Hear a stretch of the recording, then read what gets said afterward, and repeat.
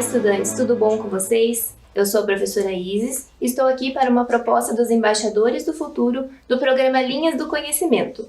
Hoje vamos falar sobre as relações entre os países Brasil e Itália. Antes disso, é muito importante lembrarmos de fazer a higienização das mãos. Vou passar o álcool gel aqui e dar um tempo para vocês higienizarem suas mãos. Aproveitem para pegar algum material para anotar informações da aula.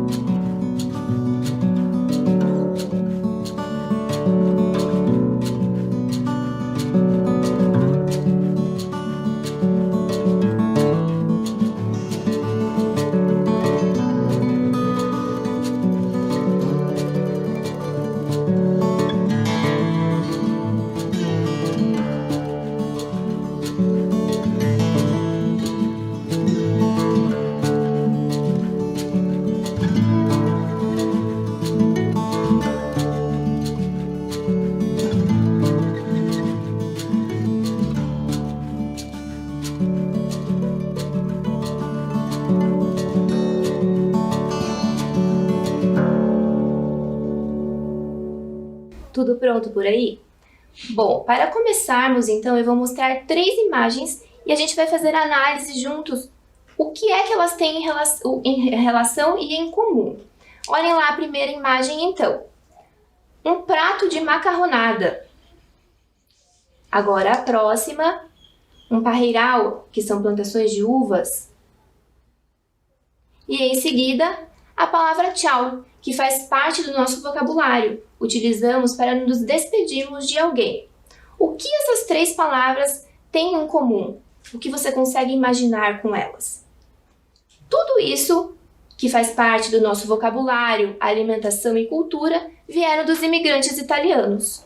O prato de macarronada, típico italiano, baseado em massas, faz parte da alimentação de muitos brasileiros em diversas regiões do país.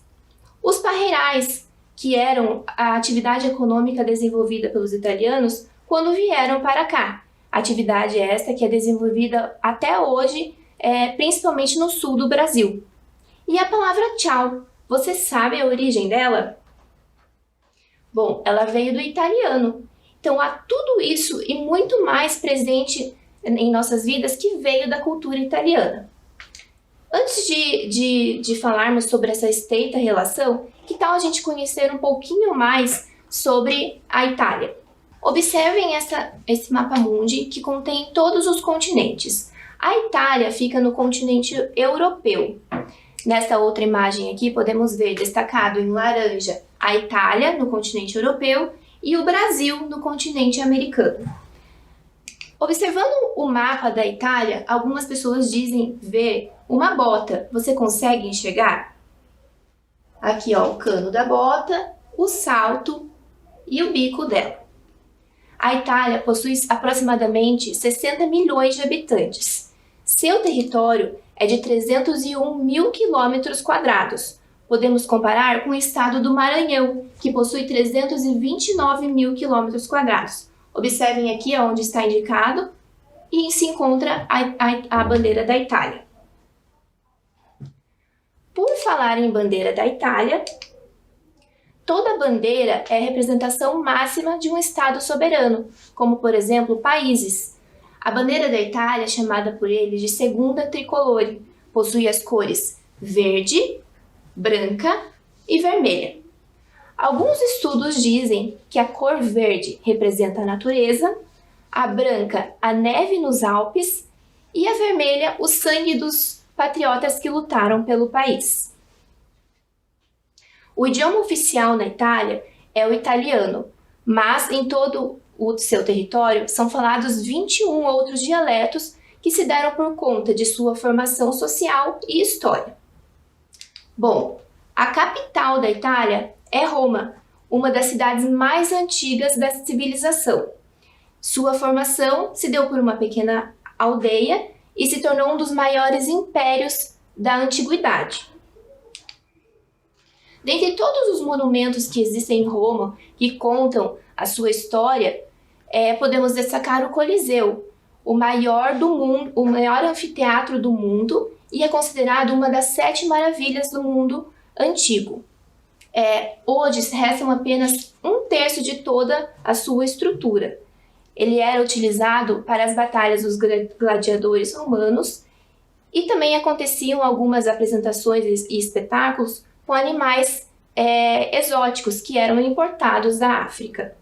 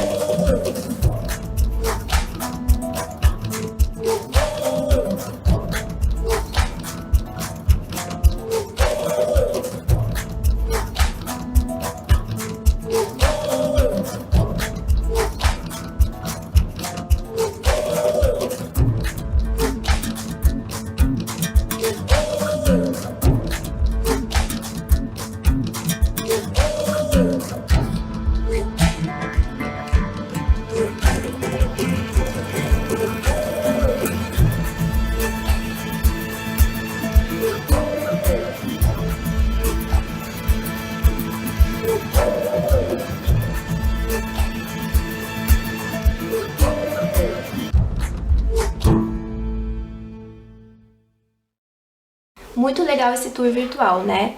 É possível fazer esse tour virtual pelo site AirPen. Bom, existe uma lenda que conta a formação de Roma. Segundo o poeta Virgílio, em sua obra Eneida, os romanos descendem de Enéas, um herói troiano que fugiu para a Itália quando Troia foi destruída pelos gregos. Diz a lenda que os irmãos Rômulo e Remo, descendentes de Enéas, foram jogados no rio Tibre pelo usurpador do trono Amulho. Eles foram amamentados por uma loba e por um camponês. Quando cresceram, voltaram para destronar Amulho. Em um desentendimento entre os irmãos, Rômulo acaba assassinando Remo e se torna o primeiro rei de Roma. Mas esta é apenas uma lenda sobre a sua formação. Bom, uma das outras pontos turísticos que existe em Roma é a Fontana di Trevi, uma das fontes mais famosas de Roma. Ela foi construída no século XVIII. Entre os turistas há uma crença de que se jogar uma moeda na fonte pode-se realizar um desejo ou então algum dia retornar a Roma. Dentro de Roma fica o Vaticano, sede da Igreja Católica. É um país independente que possui um governo próprio, cujo chefe de Estado é o Papa. O Vaticano é um território murado e tem aproximadamente cerca de 1.000 habitantes. É o menor país do mundo. O idioma oficial lá é o latim, idioma muito antigo, qual deu origem a outros idiomas, como por exemplo o nosso português. O atual chefe de Estado é o Papa Francisco. Ele nasceu na Argentina e é o primeiro Papa latino-americano. No Vaticano há um conjunto de museus. Dentre eles podemos destacar a Capela Sistina, famosa por sua decoração em afrescos, pintadas pelos maiores artistas como Michelangelo, que pintou no teto da capela a sua famosa obra A Criação de Adão. Também podemos fazer um tour virtual por ela pelo próprio site do Vaticano.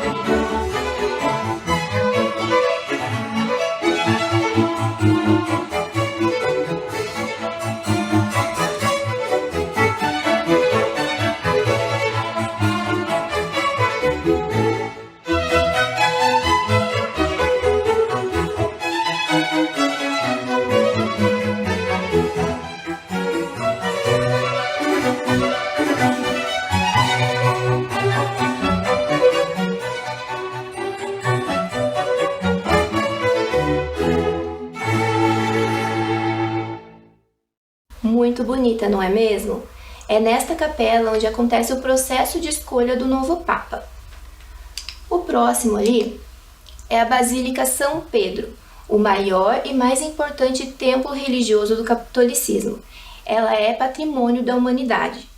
Sob o altar dela estão enterrados São Pedro, que foi um dos 12 apóstolos de Jesus Cristo, e também o primeiro Papa. Dentre todos esses citados que ficam em Roma, há muitos outros espalhados pelo país, como, por exemplo, a Torre de Pisa, que abriga os sinos da Catedral de Pisa, muito famosa por sua inclinação, que se deu por conta do solo onde ela foi construída, que é de argila e areia. A torre possui 57 metros de altura, é feita em mármore branco e possui mais de 800 anos. E outro ponto turístico muito famoso é a Ponte dos Suspiros, que as pessoas procuram por ser um ponto turístico romântico e pois se acredita que os casais que passam sob a ponte recebem o amor eterno. E há uma outra lenda que conta o porquê do nome dela, onde os prisioneiros passavam por ela ali em direção à prisão, e se acredita que era o último contato deles com o mundo externo, por isso falavam que era o último suspiro da liberdade. A Ponte dos Suspiros fica em Veneza. É uma cidade feita por pequenas ilhas, separados por canais e ligados por pontes. O canal mais famoso, como o próprio nome diz, é o Grande Canal, que é este aqui. Bom, agora eu vou mostrar para vocês alguns palácios e construções oficiais. Este é o Palácio Chigi, de 1580. Hoje, ele é a sede do governo italiano desde 1961. Vamos assistir um vídeo que contém imagens do palácio?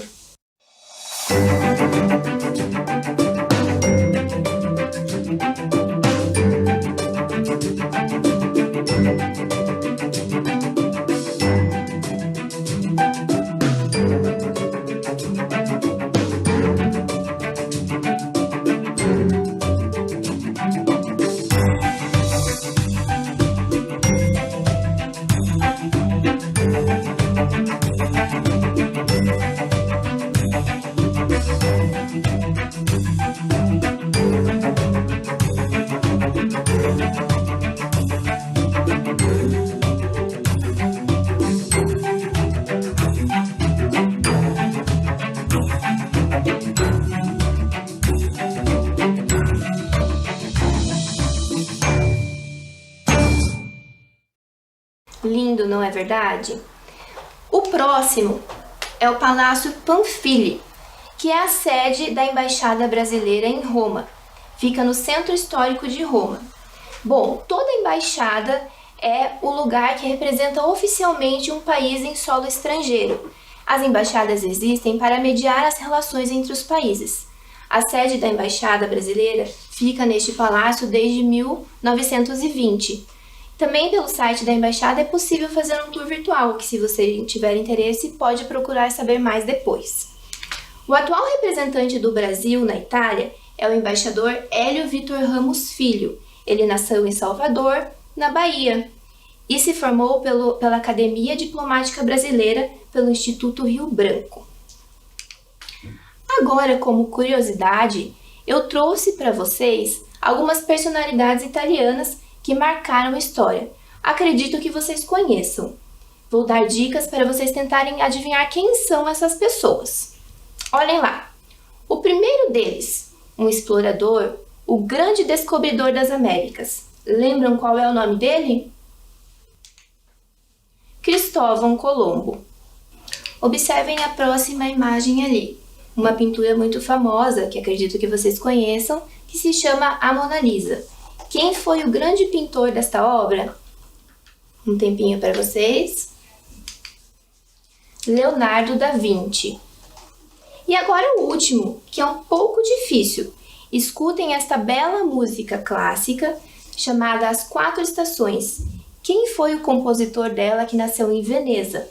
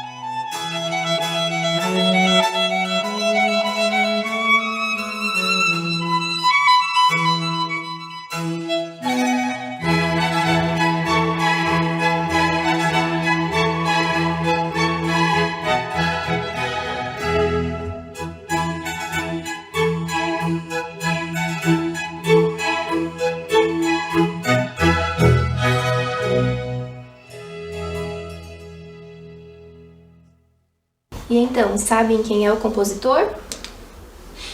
Antônio Vivaldi. Agora voltando a falar sobre as embaixadas. A Itália também possui uma embaixada no Brasil. Esta é a sede da Embaixada da Itália, que fica em Brasília, capital do nosso país. O prédio foi construído e inaugurado em 1977 pelo engenheiro italiano Pierluigi Nervi.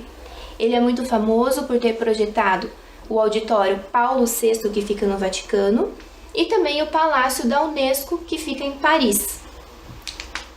O atual representante da Itália no Brasil é o embaixador Francesco Azzarello. A embaixada italiana inovou e se tornou a primeira embaixada verde no Brasil, que usa tecnologias sustentáveis que visam diminuir o impacto ambiental. Uma das atitudes que podemos citar são os painéis fotovoltaicos, que transformam a energia solar em energia elétrica, e também o sistema de fitodepuração, que é um jardim que filtra a água residual e para sua reutilização. Eles também fazem a gestão dos resíduos produzidos na embaixada. O material reciclado vai para cooperativas e o material orgânico vai para a compostagem que tem na embaixada. Atitudes como estas estão de acordo com os Objetivos de Desenvolvimento Sustentável da Agenda 2030, que são metas a serem estabelecidas pelos países para promover a sustentabilidade. Em nossa cidade se encontra o Consulado Geral da Itália em Curitiba, que atende os estados do Paraná e Santa Catarina. O Consulado Geral da Itália fica no centro de Curitiba, no Shopping Itália. O Shopping Itália é um dos shoppings mais antigos de Curitiba, possui 36 anos de existência. O empreendimento era chamado, na época que ele foi construído, de o Gigante de Curitiba. O atual cônsul é o Salvatore de Venezia. O consulado ele existe para atender os cidadãos de seu país em solo estrangeiro. Ele também emite vistos e passaportes e recebe as solicitações de cidadania italiana, que é o reconhecimento de ser cidadão de um outro país. Esse processo é longo e possui um custo. Vamos acompanhar ali o passo a passo para a emissão da cidadania. Então, em primeiro momento, é feita a análise da árvore genealógica, ou seja, a verificação se você possui alguma descendência italiana. Depois, a solicitação dos documentos. 3. A análise desses documentos. 4. A tradução, no caso para o italiano. 5. Daí ocorre a validação. E 6. Você obtém a cidadania italiana. Uma das vantagens de se obter a cidadania italiana é poder estudar em universidades europeias, também transitar livremente pelos países da União Europeia e poder passar essa descendência para futuras gerações. Bom, falamos bastante sobre a relação entre Brasil e Itália, e em nossa cidade não poderia ser diferente. Os italianos, quando vieram para cá, se instalaram em uma colônia, terras doadas pela dona Felicidade Borges, e foi aí que surgiu o bairro que a gente conhece hoje, que se chama Santa Felicidade. Vieram da Itália artesãos, comerciantes, produtores, agricultores, que iam até o centro da cidade para vender a sua produção de hortaliças. A vida para esses imigrantes no início não foi nada fácil. Alguns acabaram deixando suas famílias lá na Itália, outros vieram com seus muitos filhos para cá. Aqui em Curitiba, eles foram vivendo a vida e produzindo hortaliças, plantações de uvas e muitas outras atividades que eles já faziam lá na Itália. Em Santa Felicidade tem o Bosque Italiano, que abriga o Memorial da Imigração Italiana. Podemos perceber ali que tem a réplica da matriz da primeira igreja de Santa Felicidade e também os arcos neorromânticos tradicionais da cultura italiana. Neste bosque acontecem muitas festas italianas. Dentre elas podemos citar a Festa da Uva, que iniciou antigamente quando os imigrantes vendiam suas produções em uma pequena feira. Hoje, a festa possui mais de 60 anos e conta com muita gastronomia, música e danças folclóricas. Esta é a paróquia São José, que fica lá em Santa Felicidade também. Ela foi construída por um mutirão de imigrantes italianos. Sua construção é típica italiana. Podemos ver pela torre do sino que fica separado do templo e também o frontão que fica logo em cima da porta de entrada. Esta casa também é uma construção típica italiana. Foram os imigrantes da família Boscardini que construíram ela. Essa casa não era uma casa comum da época, era uma casa grande, do tipo sobrado. Ela revela a prosperidade da colônia. Ela possui esse nome porque a família tinha a tradição de decorar as janelas com vasos de flores. Passando pela principal avenida de Santa Felicidade, a Manuel Rivas, podemos ver o comércio construído por muitos desses imigrantes, que acabaram deixando para sua descendência. Dentre eles podemos destacar a Vinícola Duriga, que pertencia à família Duriga, que vieram de Treviso, da Itália. Este é o restaurante Madalosso. É um dos pontos turísticos muito procurado por quem visita Curitiba. Ele pertence à família Madalosso, que quando vieram da Itália, primeiro se instalaram no Rio Grande do Sul, posteriormente Dom Antônio, um dos integrantes da família, decidiu vir para Curitiba, tentar a vida com plantações de uvas. Porém, o solo possuía muita acidez e também devido às geadas constantes, nenhum tipo de uva prosperou no solo. Ele já estava prestes a retornar para o Rio Grande do Sul, quando em última tentativa comprou um pequeno restaurante que ficava em frente ao Parreiral. O restaurante deu certo, cresceu e hoje ele é considerado um dos maiores restaurantes das Américas. Outra construção que podemos ver, típica, é a Casa dos Arcos. E agora uma história muito bonita que há em nossa cidade. É da Dona Emília Perucci. Ela ficou conhecida como a última verdureira tradicional. Durante 50 anos, ela ia com sua carroça de Santa Felicidade até o centro para vender sua produção de hortaliças, ovos e lenha. No retorno para casa, como era um caminho muito longo de 12 quilômetros, ela acabava adormecendo. E de tanto fazer aquele trajeto, o cavalo já sabia o caminho de cor e a levava para casa. A Camerata Antiqua de Curitiba prestou uma homenagem à Itália em parceria com o Consulado Geral da Itália em Curitiba e também com a Fundação Cultural de Curitiba. O evento, que aconteceu online por conta da pandemia, contou com a participação do compositor Roberto Molinelli, italiano, e também a violista russa Anna Serova, que é radicada na Itália. A apresentação fortaleceu os laços com a comunidade italiana e repercutiu na Itália. A obra executada foi uma releitura do compositor sobre temas operísticos de Giuseppe Verdi. Vamos assistir?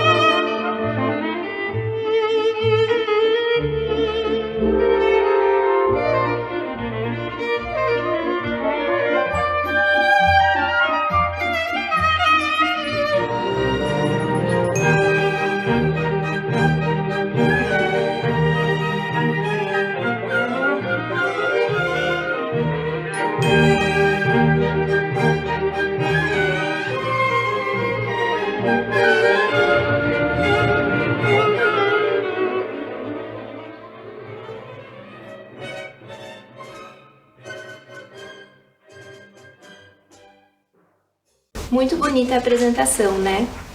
Agora eu tenho uma super dica para vocês que querem saber mais sobre a influência dos italianos em nossa cultura. É este documentário que se chama Legado Italiano. Você pode assistir pela internet ou até mesmo pelas plataformas de séries e filmes. Agora eu trouxe para vocês uma atividade. Você gosta de cruzadinhas? Algumas dessas informações que eu trouxe aqui foi tudo que vimos durante a nossa aula. Vamos lá? A primeira delas. Então, olha lá. Tem a palavra Itália escrito aqui e a primeira pergunta. Vamos ler lá. Qual o nome de um dos artistas que pintou a Capela Sistina? Vou dar um tempo para vocês pensarem.